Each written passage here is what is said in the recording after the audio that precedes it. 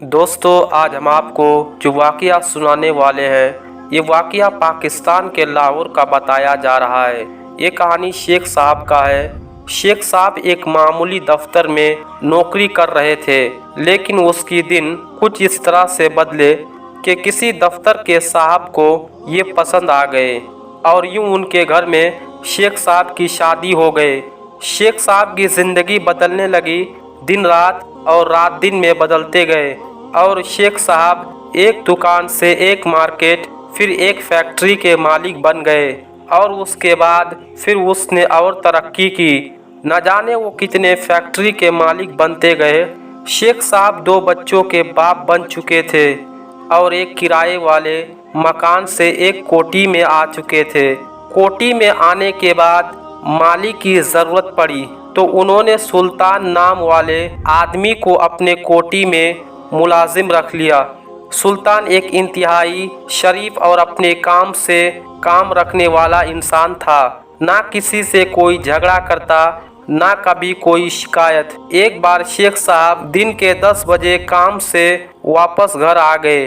उन्होंने गाड़ी दरवाजे पर खड़ी कर दी क्योंकि उन्हें वापस भी जाना था। घर में घुसते वक्त न जाने क्या हुआ कि पौधों को पानी दे रहे सुल्तान के हाथ से पाइप फिसल गया और शेख साहब के कपड़ों पर पानी गिर गया और शेख साहब भीग गए और सुल्तान उनके पैरों में गिर गया। गिड़गिड़ाकर माफ़ी मांगने लगा कि साहब गलती हो गई, लेकिन शेख साहब का दिमाग ज़्यादा ही गर्म था।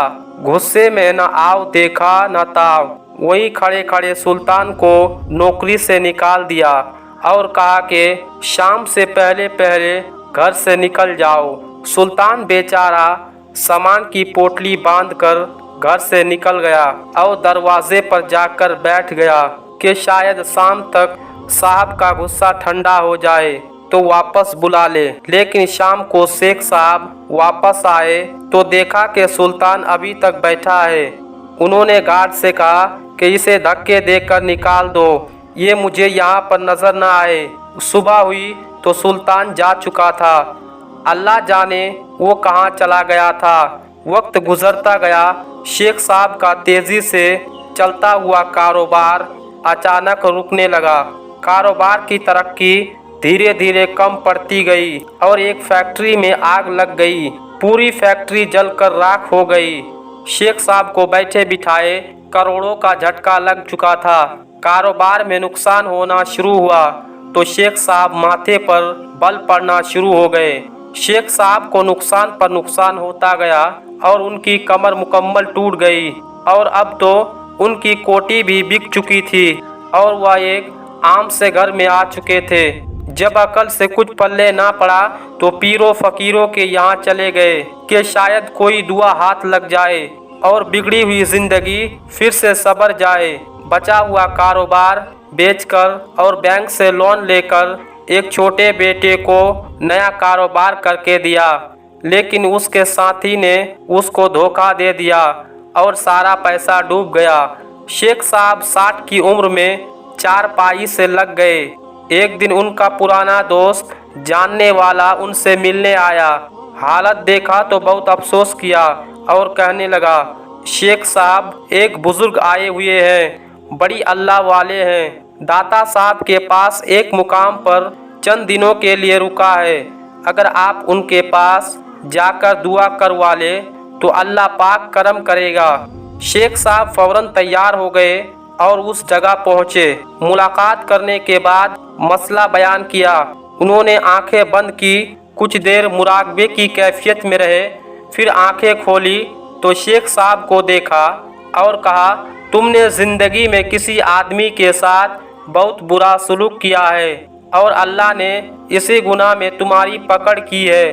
तुम याद करो, तुमने किसी इंसान के साथ ऐसा सलूक किया कि अल्लाह पाक तुम्हें उसकी सज़ा दे रहा है।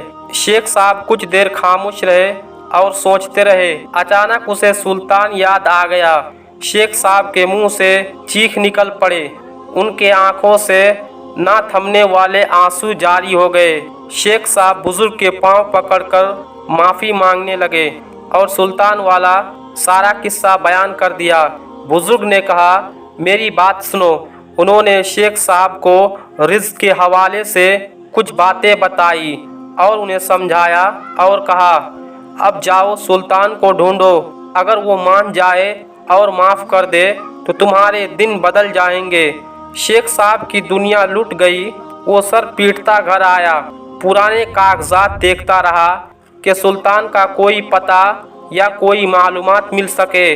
जब कुछ ना मिला तो शेख साहब सुल्तान को ढूंढने के लिए चकवाल जाने वाली बस में बैठकर चकवाल चल दिया, जिधर से सुल्तान आया था। लेकिन उसे सुल्तान ना मिला।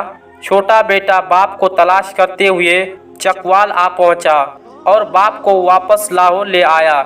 लेकिन शेख के दिल का सुकून खत्म हो चुका था। कुछ दिन बाद शेख साहब घर से गायब हुए। बेटे को मालूम था कि कहाँ पर गए होंगे।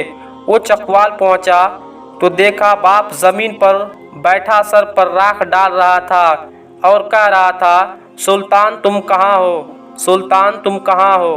बेटा खुद रोता हुआ बाप को वापस लाया। चंद दिन के बाद शेख साहब का इंतकाल हो गया, लेकिन सुल्तान ना मिला।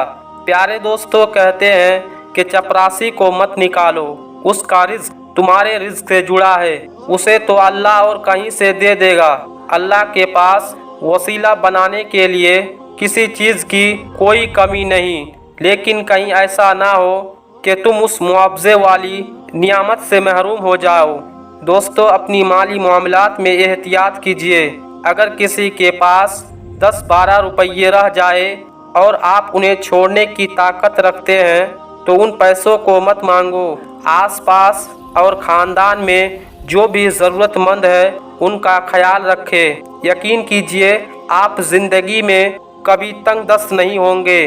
प्यारे दोस्तों, आज की इस वीडियो में बस इतना ही। हम आपसे मिलेंगे एक और नई वीडियो के साथ। तब तक के लिए अल्लाह हाफिज़।